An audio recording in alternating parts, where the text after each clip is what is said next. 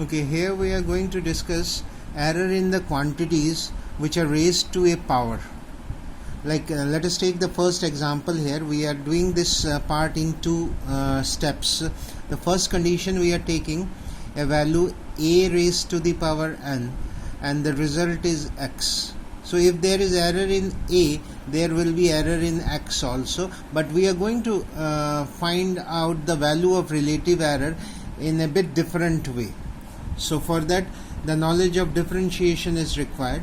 Like you see here, like the value of x is given by a raised to the power n, where a is the quantity, the measured value. Now if we differentiate x with respect to a, we write dx by dA, that is, here we are writing delta x by delta a. It's the same differentiation only. So it is in the form of a raised to the power n, so it is n a n minus 1. So I hope this formula you remember from differentiation. Now delta x therefore can be written as n a raised to the power n minus 1 into delta a. So delta a comes this side. Now from here, if we write delta x by x, which we are actually going to calculate, which is the relative error in the result x. So the value of x is a raised to the power n, so we divide it by x here. So this term will also be divided by x, which is a raised to the power n. And now you can see here, this n, if it is moving up, so it becomes minus n. So n and minus n will cancel out and we will be left out with delta x by x, which will be equal to n a raised to the power minus 1 is divided by a, 1 by a.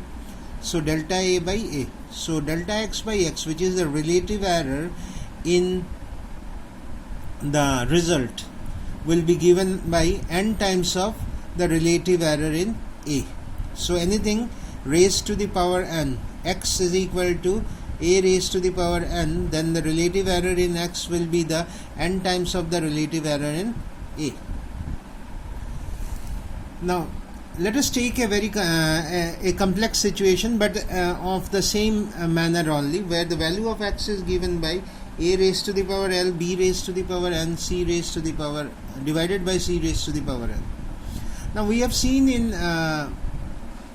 division or multiplication, the relative error of the result is actually the sum of the relative errors of all the measured quantities which are either multiplied or divided. But here powers are also present.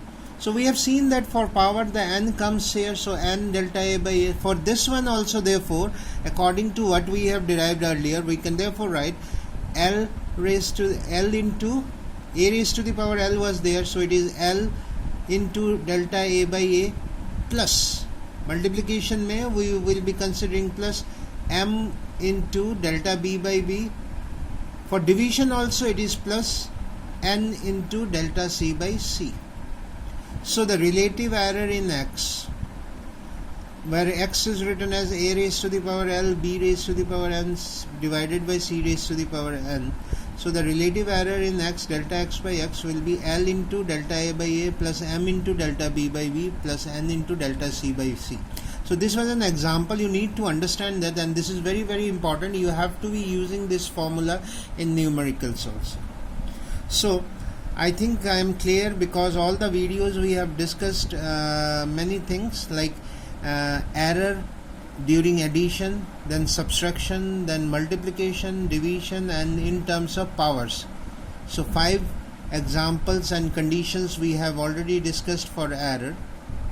Now I will sum up all the 5 conditions. Now you need to understand that whenever a measured value is written, it is written in either of these two forms. The one form is x plus minus delta x, that is in terms of error, and the second way of writing it is in x plus minus delta x by x into 100%, that means in terms of percentage error. So there is, always remember, this is very, very important. Any physical quantity, its measured value can be represented in terms of error or in terms of percentage error. Okay, so in terms of error it will be x plus minus delta x. In terms of percentage error, it will be x plus minus delta x by x into 100%. Now see, if you are considering addition and subtraction. So the result is given by x a plus b or x is equal to a minus b. In both the conditions, what we find is the error only. Error in the result x, which is given by delta x, which is equal to delta a plus delta b. That means whenever there is addition and subtraction, we will be getting the value of delta x. So the answer will be represented in this form, x plus minus delta x, where the value of delta x is calculated as delta a plus delta b. The condition is if it is addition and subtraction.